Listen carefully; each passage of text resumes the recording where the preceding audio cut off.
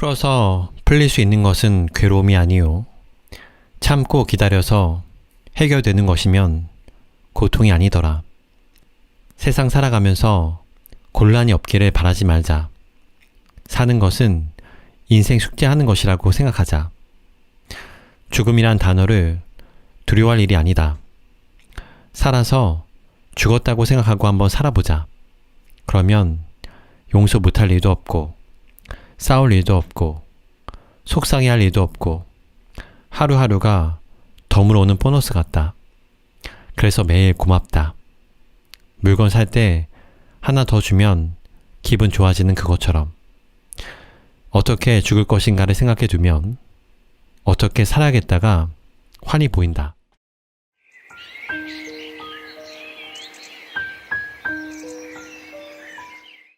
안녕하세요. 책바라기입니다. 오늘 소개할 책은 인생이 묻는다, 내가 답한다입니다. 그럼 낭독을 시작하도록 하겠습니다. 들어가는 글. 다시 책을 쓰면서 국민 한 사람이 한 달에 채 한 권도 책을 읽지 않는 나라. 그런데도 책들은 하루에도 몇백 권이 쏟아져 나오고 그중 몇 권만이 베스트셀러가 된다. 인생 9단이 세상의 빛을 받을 수 있었던 것은 적어도 나에게만큼은 신의 은총이 아니었을까? 산처럼 쌓여있는 책더미 속에서 인생 9단을 선택해서 읽어주었다. 그 이유 하나만으로 나에게 더 큰 사건은 없었다.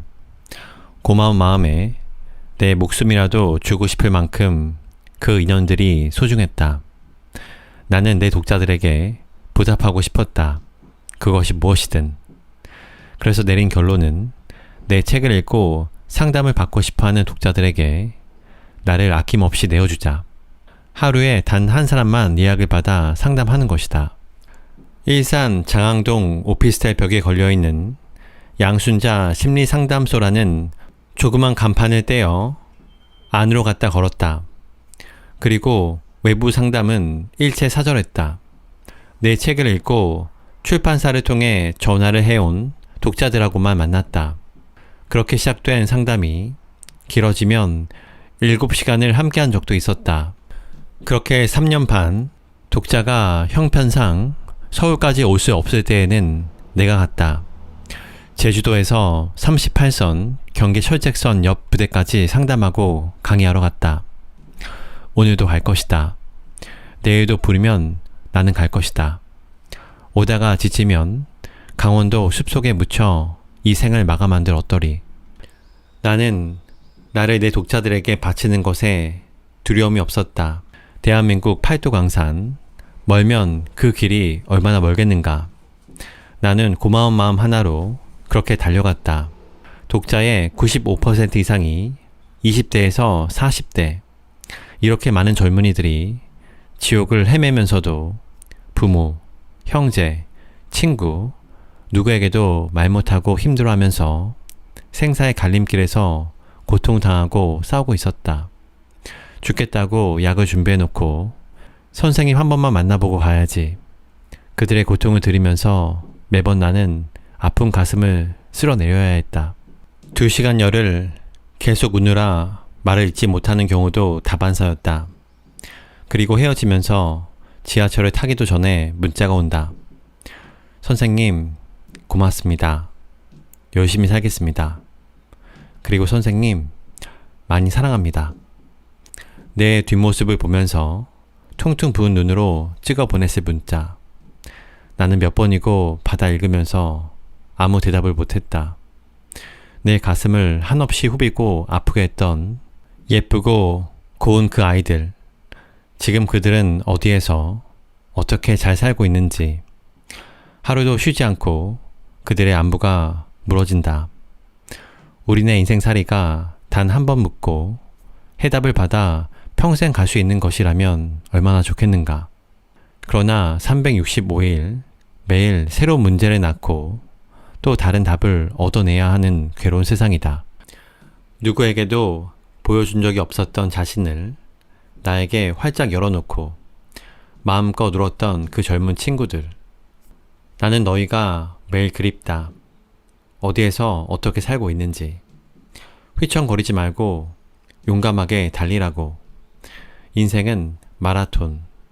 시작은 좀 늦었어도 아직 달려야 할 거리가 너희에게는 너무 많이 남아있다는 것을 잊지 말라고. 그동안 못한 안부를 담아 그리운 마음으로 이 책을 쓴다. 결혼을 탐닉하지 말라. 결혼하면 가장 큰 오해가 동반자에 대한 기대감이다. 기대감으로 시작하면 바로 문 뒤에 실망할 일이 대기하고 있다. 44년 전 내 결혼식에 괴짜 친구가 엄청 무거운 결혼 선물을 보내왔다. 내용물이 무언지 짐작이 안 갔다. 기대 반 걱정 반에 뜯어보니 집 짓는데 필요한 연장이 가득 들어있었다. 친구의 사려 깊고 의미 있는 선물. 그 친구는 결혼의 의미를 선물로 말해준 것이다. 결혼은 작품을 사러 가는 것이 아니라 두 사람이 공장으로 들어가 함께 능력을 발휘하는 것이다. 당신은 못질을 잘하고 나는 디자인을 잘하고 당신은 절단을 잘하고 나는 색칠을 잘하고 결혼하기 전 점검할 것은 사랑의 열정이 아니라 앞으로 작품을 만드는데 얼만큼 손발이 잘 맞아 떨어질 것인가 그것이다. 사랑의 불은 119가 안 와도 금방 꺼지게 되어 있다. 최후에 남는 것은 그 사람에 대한 인격과 책임감 그리고 신뢰다. 타버린 사랑의 잿더미 속에 그 불씨를 갖고 있는 사람이어야 한다. 이 시대의 결혼은 서로가 동업자로 살아가야 한다. 각자 소질에 맞추어 일을 도와야 한다. 한국에서의 결혼은 한 남자와 한 여자가 결혼하는 것이 아니라 그 식구들 전부와 결혼하는 격이다. 시댁 때문에, 처가 때문에 헤어져야 하는 경우가 너무나 많다. 한 사람 사랑하기도 버거운 사람에게 너무나 많은 것을 요구하고 있다. 내가 좋아하는 칼릴 지브란의 시다. 부부 사이에는 빈 공간을 두어라. 당신들 사이에서 하늘의 바람이 춤을 추도록 하게 하라. 서로 사랑하라. 그러나 서로 포기해지지는 마라. 당신의 마음을 주어라. 그러나 상대방 고유의 세계 속으로 침범하지 마라. 그리고 함께 서라. 그러나 너무 가까이 붙어 서지는 마라. 서로의 그늘 속에서는 서로가 잘할 수 없기 때문이다. 각자의 모습이 망가지지 않게 잘 지켜주면서 필요할 때 지혜롭게 손 내밀어 잡아주면서 각자 자기를 살아가도록 협력하는 것이다. 행복을 느끼면서 사는 아내의 모습은 남자에겐 곧 자존심이다. 평온함을 느끼며 살고 있는 남편의 모습은 여자의 지혜로움이다. 우리는 누구에게도 희생을 요구해서는 안 된다. 그럴 권리도 없다. 내가 바라보고 사는 상대가 행복해야 나도 행복할 수 있다. 그러기 위해 서로가 보호막이 되어야 한다. 이것이 이루어지지 않으면 결혼이란 의미가 없다. 부부는 일심동체라 하지만 이젠 일심동체는 힘들어서 못 산다. 이심이체로 가야 오래 갈 수 있다. 이혼, 상담하면서 가장 많이 부딪히는 것이 이혼을 앞에 놓고 힘들어하는 사람들이다. 몇 분만 얘기를 들어봐도 헤어져야 되겠다는 결론이 금방 나오는 사람이 있다. 나는 책임감 없이 가정을 방치하는 것에 가장 분노한다. 이혼을 해야 할 경우 찌꺼기 하나 남기지 말고 감정을 깨끗이 다 걸러내야 한다. 그렇지 않으면 뼈가 삭는 고통의 후회가 남는다. 감정을 걸러낸다는 것은 많은 예행 연습을 내 속에서 해야 한다는 말이다. 체조 선수가 착지를 반듯하게 해내기 위해서는 얼마의 고통의 연습이 필요하겠는가. 아이들 때문에 죽지 못해 살고 있는 부부가 너무나 많다. 그러나 부부가 서로 화기애애하는 중에 그 속에서 바르게 성장하는 것이지, 숨막힐 듯 고통스러운 숨소리를 들으면서 아이들이 거기서 무엇을 느낄 것인가. 그 애들은 도리어 증오를 배울 것이다. 아버지 없이 자란다고 어머니 없이 자란다고 다 불행해지는 것은 아니다. 오히려 부모와 함께 살아서 불행한 아이들도 많다. 없으면 다른 방법으로 부족을 채우면서 살아가야 한다. 이젠 사회가 다원 가족을 만들어가고 있다. 내 핏줄, 내 가문만을 고집하던 시대는 점차 변하고 있다. 모든 사람과 다 내 형제 같은 정을 느끼면서 서로에게 필요한 보호막이 되면서 살아가야 한다. 앞으로는 인간성 좋은 사람이 뜬다. 편견에 집착하지 않으면서 누구하고든 잘 적응하는 사람들, 그 사람들이 좋은 세상을 만들어 갈 것이다. 이혼이란 9.11 사건 같은 것이 아니다. 결혼과 이혼, 하나는 만남이고 하나는 이별하는 것일 뿐. 함께 살아서 행복할 수도 있고 헤어져서 더 행복한 사람도 있다. 서로를 위해 자기의 행복 찾기를 하는 것이다. 우리 모두는 행복할 권리가 있다. 어느 쪽을 택하든지 그것은 행복을 위한 것이어야 한다. 누구처럼 되라고 강요하지 말라. 세계 7대 불가사의를 보고 온 사람들은 다 놀란다. 그러나 그것들은 다 사람들이 만들어낸 것이다. 사람들이 만들어 놓은 것에는 놀라면서 진짜 불가사의는 모르는 것 같다. 나에게는 나를 꼼짝 못하게 하는 3대 불가사의가 있다. 하나, 지구상에 살고 있는 65억의 얼굴이 하나도 같지 않다는 것. 3분, 5분 간격으로 태어난 쌍둥이들도 가까이서 보면 확연히 다르다. 둘, 그 얼굴이 다른 만큼 성격도 다 다르다. 같은가 하면 또 다르다. 깊이 들어가 보면 더 다르다. 셋, 하루도 같은 날이 없다. 계획대로, 마음 먹은 대로 되는 것이 하나 없다. 나는 이것을 3대 불가사의라고 말한다. 같은 날이 없으니 오늘 힘들면 내일이 있고, 같은 성격이 없으니 고약한 사람을 만나면 65억 개 중 저런 것도 있구나. 같은 얼굴이 없으니 매일 틀린 그림을 보아 지루하지 않고 재미있다. 나는 이것을 신이 인간에게 주신 희망이라고 생각한다. 절망할 일도 고통스러워할 일도 없다. 얼굴도 다르고 성격도 다르고 매일 같은 날도 없고, 그래서 행복의 느낌도 65억 개가 다 다르다.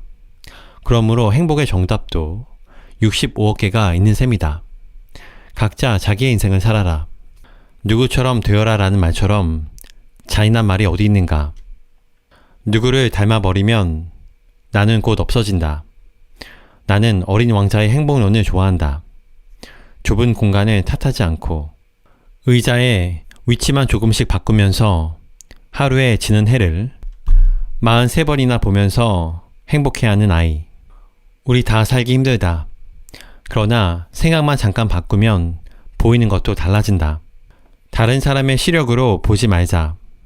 도수가 안 맞은 안경을 걸치고 있으면 머리가 빙빙 돈다. 자기의 시력에 맞는 그곳을 보아라. 뭔가 보일 것이다. 그것은 바로 희망이다. 사형수, 그들이 주고 간 선물. 37살 아직 젊은 나이에 나는 겁도 없이 서울구치소 사형수 상담을 자원했다. 내 삶이 너무 버거워 죽고 싶다는 생각밖에 없을 때 사형수들은 어떤 생각을 하면서 집행을 기다리고 있을까 알고 싶었고 보고 싶었다.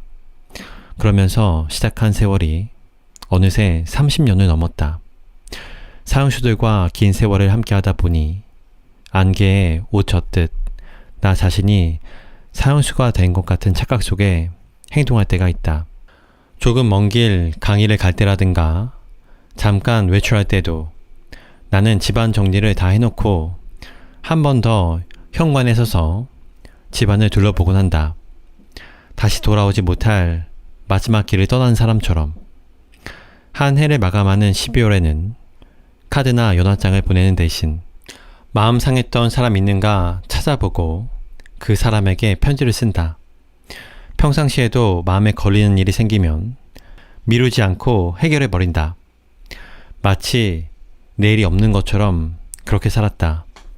사형수들, 그들을 만나면서 나는 나 역시 그들과 마찬가지로 유한한 생명을 사는 사람이라는 것을 알게 되었다. 언제 사형이 집행될지 모르기에 그들은 늘 오늘이 그날이 아닌가 마음 졸이며 매일매일 살아간다. 그래서 그들은 매일 죽는 고통을 느낀다.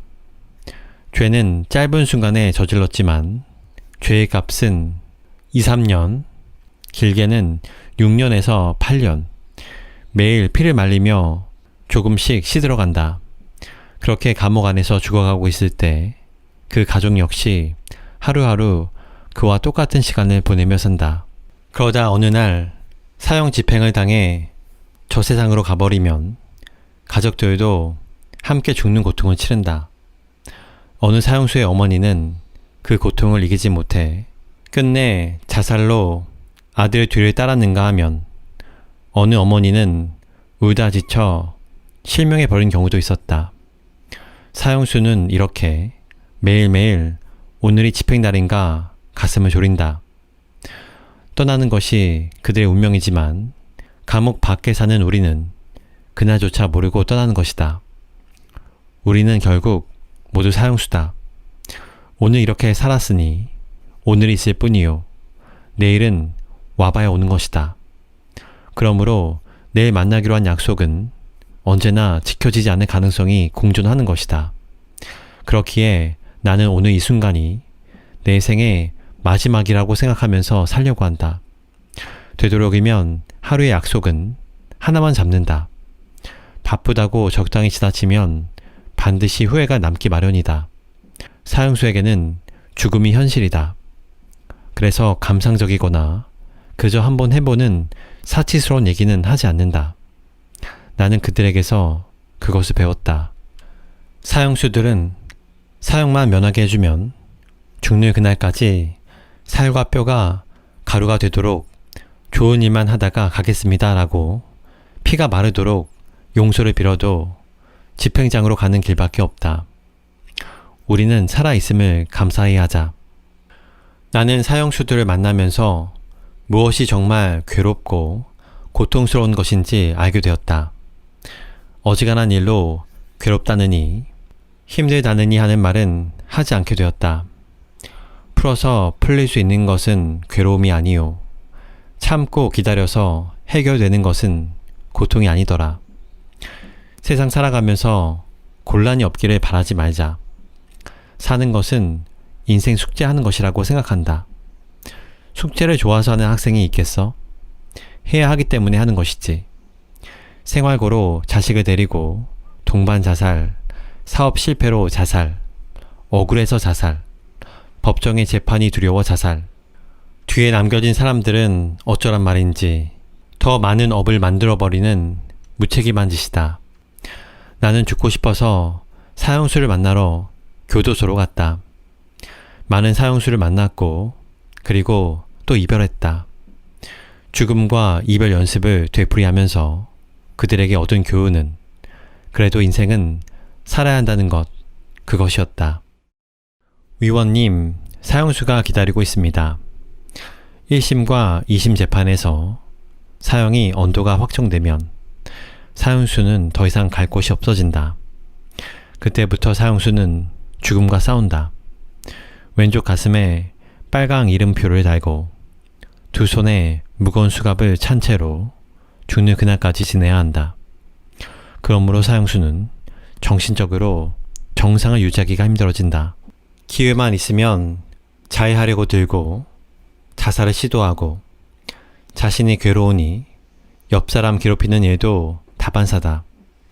밤마다 악몽에 시달리고 그러므로 관리에 보통 신경을 쓰지 않으면 큰 사고가 나기 쉽다.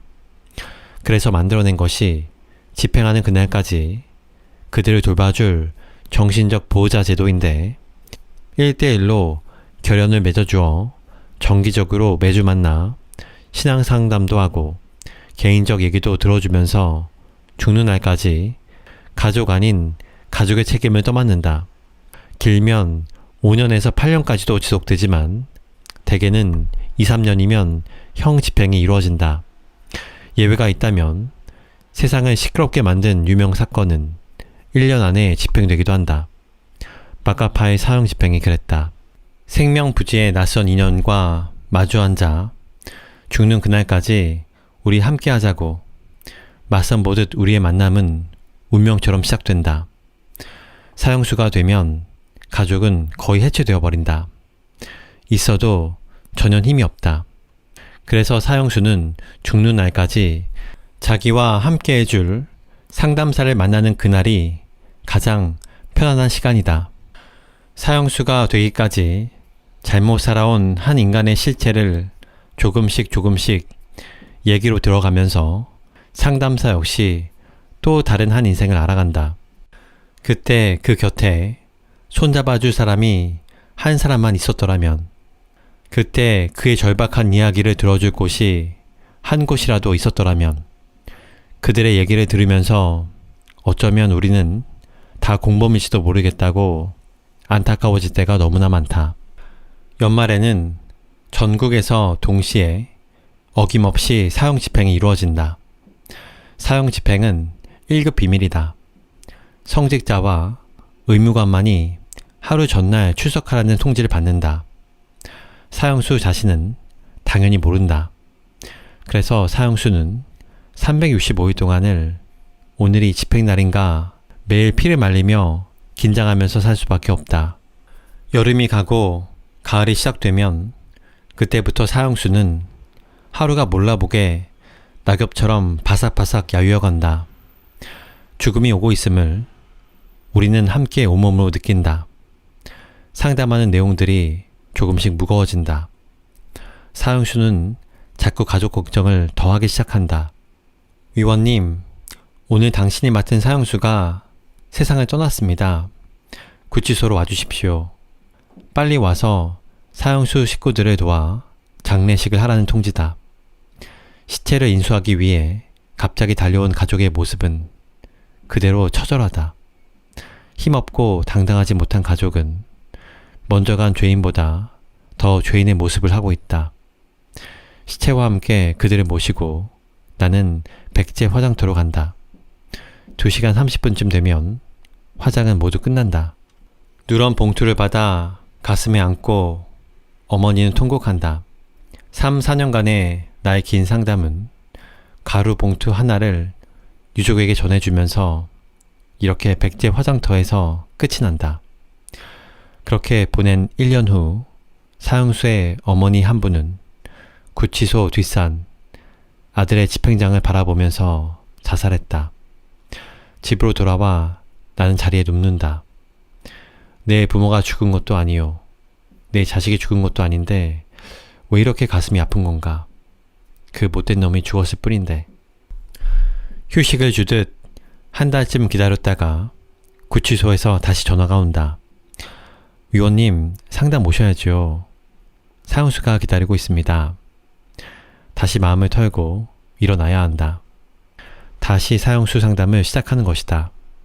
이렇게 한 사형수를 떠나보내며 상담자도 함께 죽는다. 그러나 그것도 잠시. 다음 상담을 위해 나는 다시 살아나야 한다. 죽음 연습. 초등학교 2학년, 내 나이 10살에 아버지가 돌아가셨다. 그때 아버지가 타고 가시던 유리 꽃 상여를 그 뒤로는 한 번도 세상에서 본 일이 없다.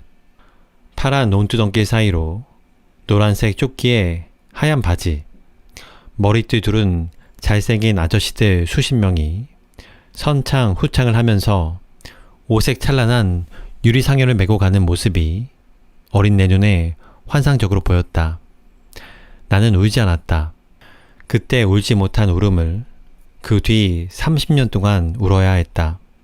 곧바로 환상은 깨졌지만 그때만큼은 죽으면 무서운 곳으로 가는 것이 아니라 유리 꽃상여를 타고 구름처럼 간다고 믿었다. 갑작스레 사라져버린 아버지의 사랑은 감수성 예민한 나를 오래오래 힘들게 했다. 나도 아버지를 따라 꽃상여를 타고 그곳으로 가고 싶었다. 나이 40에 얻었다고 나를 유독 예뻐해 주셨던 아버지. 그 아버지가 없는 세상은 우울했고 고민하는 철학자처럼 나는 늘 고독했다. 그때부터 죽음에 대한 의문으로 많은 시간을 보냈다. 죽음이란 숙제를 찾아 헤맸다. 그 덕에 이런저런 책을 많이 읽을 수 있었다. 또 적지 않은 세월을 사형수와 지냈다. 죽음에 대해선 확실히 다른 이들보다 한 걸음 더 가까이 있었던 것 같다. 죽음. 나는 그동안 사형수들에게 어떻게 죽으라고 죽음을 말했던가. 이젠 내가 그 죽음을 받아들여야 할 때가 된 것 같다. 그들에게 일러준 대로 나도 가면 된다. 그래서 2년째 살아서 나는 죽었다 하고 살아보고 있다. 오늘 집행입니다. 교도관에게 억지로 끌려가서 죽는 죽음. 병들고 아파서 오래오래 병원에 있다 가는 죽음. 식물인간으로 몇 년씩 있다 산소호흡기를 빼면 무조건 가는 죽음. 더 살고 싶은데 죽을 수밖에 없는 병으로 소가 도살장 끌려가듯 억지로 가는 죽음. 이런 죽음은 죽어서 죽는 죽음이다. 죽음이란 단어를 두려워할 일이 아니다. 살아서 죽었다고 생각하고 한번 살아보자. 그러면 용서 못할 일도 없고 싸울 일도 없고 속상해야 할 일도 없고 하루하루가 덤으로 오는 보너스 같다. 그래서 매일 고맙다. 물건 살 때 하나 더 주면 기분 좋아지는 그것처럼 어떻게 죽을 것인가를 생각해 두면 어떻게 살아가야겠다가 환히 보인다. 죽는 얘기라고 무작정 기분 나빠할 일이 아니다. 이런 마음가짐으로 살면 검은 옷을 입고 한 번도 가본 적이 없는 세계로 불안에 떨며 가는 것이 아니라 마포에서 일산으로 이사가는 것처럼 편안해진다. 이사 와서 보니 이 동네가 더 좋네 하면 천당에 온 것이요. 전 동네보다 훨씬 나쁜 동네 왔네 하면 지옥에 온 것이다. 다른 마을로 이사 가는데 좋은 옷 입고 노래 흥얼거리며 행복한 마음으로 가야 그 마을에서도 행복하게 살 것이다. 이 생은 끝이 아니다. 우리는 다시 또 올 것이다. 슬픈 것이 있다면 내신 성적표 하나밖에 못 가져가고 다시 와서는 헤어진 그들을 알아볼 수 없다는 것이다. 그러하니 지금 좋은 사람은 자주 만나야 한다. 수소나 노랫말처럼 죽었다가 다시 살아 또 다시 죽는 그리고 또 다시 살아올 것이기에 나는 지금 그 행복 속에 산다. 내신 성적 올려보려고 매일 마음에 유서를 쓴다. 그러다 보면 기분 좋은 쪽으로 날마다 한 칸씩 옮겨간다. 이렇게 시간이 흐르고 익숙해지면 건강한 마음으로 갈 수 있다.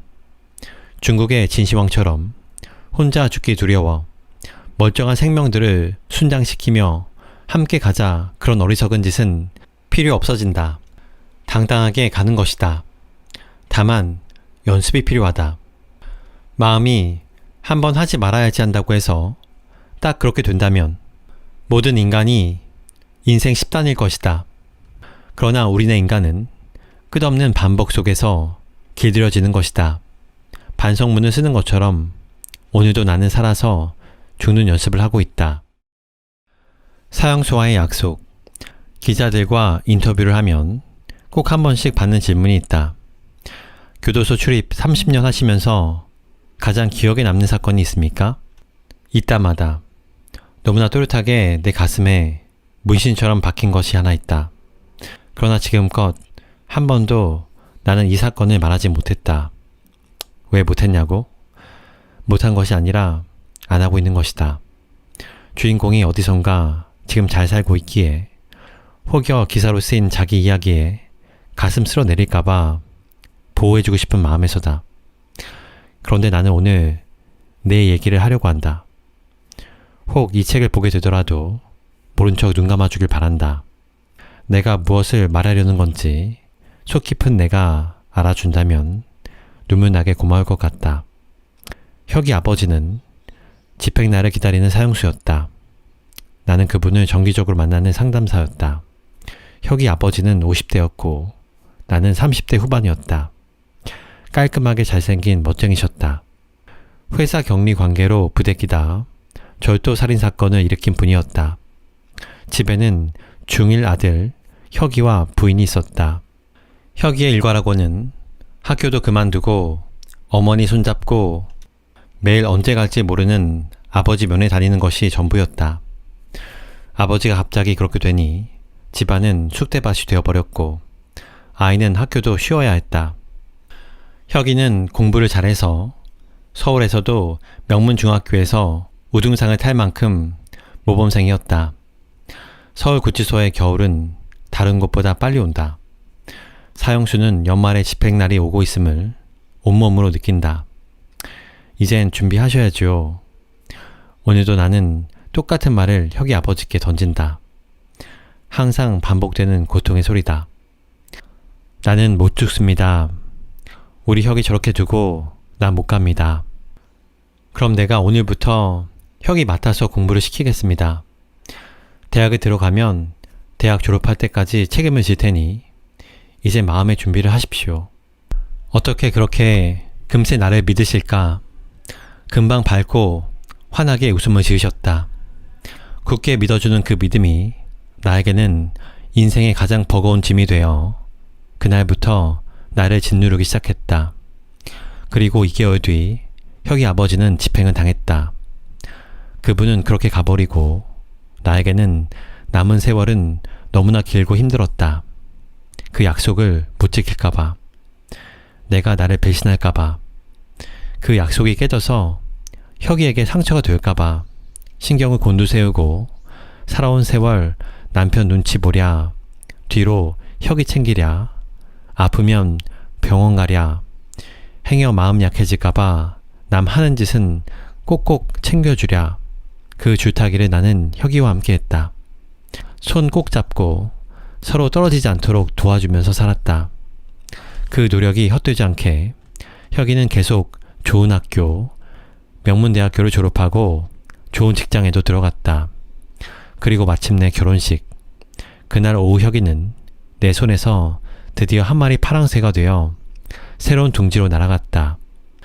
내게는 너무나 큰 짐이었던 그 약속은 지키기에 고통스러웠지만 그 11년 동안 나는 말에 대한 책임을 어떻게 지는지 공부했다. 세상 끝에서 발견한 감사. 나는 재소자와 사형수를 상담하며 몸으로 감사를 배웠다. 집행장으로 가는 사형수의 모습은 두 종류다. 죽음을 받아들이고 용서를 구하며 감사의 마음으로 가는 사람과 끝내 세상에 대한 증오를 내려놓지 못하고 끌려가듯 가는 사람. 나는 그들의 뒷모습에서 천당과 지옥을 본다. 서울 구치소에는 별의별 사람들이 다 들어온다. 저마다 어떤 사연을 가지고 왔건 나갈 때 감사를 배우고 나가는 사람이 있고 재수없게 걸렸다며 불만을 안고 나가는 사람도 있다. 그러나 불만은 병이다. 그들은 병을 하나 얹어가고 나가는 것이다. 그들은 병을 하나 얻어가고 그들은 병을 하나 얻어가고 나가는 것이다. 감사를 배우고 나간 사람은 절대 다시 교도소에 들어오지 않는다. 비록 무화과나무가 무성치 못하며 포도나무에 열매가 없으며 감람나무에 소출이 없으며 밭에 식물이 없으며 우리의 양이 없으며 외양간에 소가 없을지라도 나는 여호와를 인하여 즐거워하며 나의 구원의 하나님을 인하여 기뻐하리로다. 내가 가장 즐겨 읽는 성경 구절인 하박국 3장 17절에서 18절이다. 진정한 감사는 가진 것이 없어도 느낄 수 있는 것이어야 한다.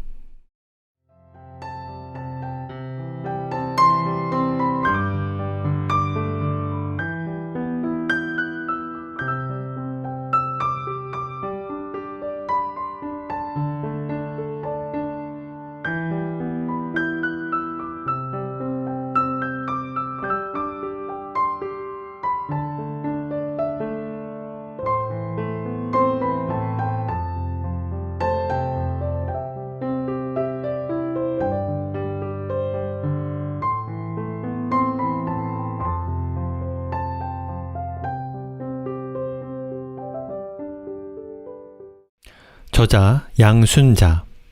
저자 양순자는 올해 73세의 곱디고 온 할머니다.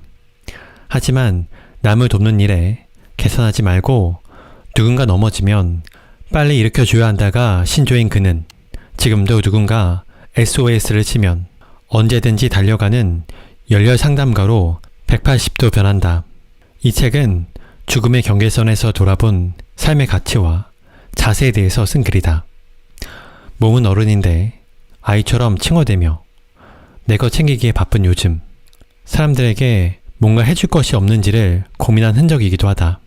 이 책을 통해 그는 타인의 삶을 위로하고 주변과 기꺼이 나누며 마음껏 자신의 인생을 사랑하는 것이야말로 진짜 어른으로 행복하게 사는 법이라는 사실을 다시 한번 일깨워준다.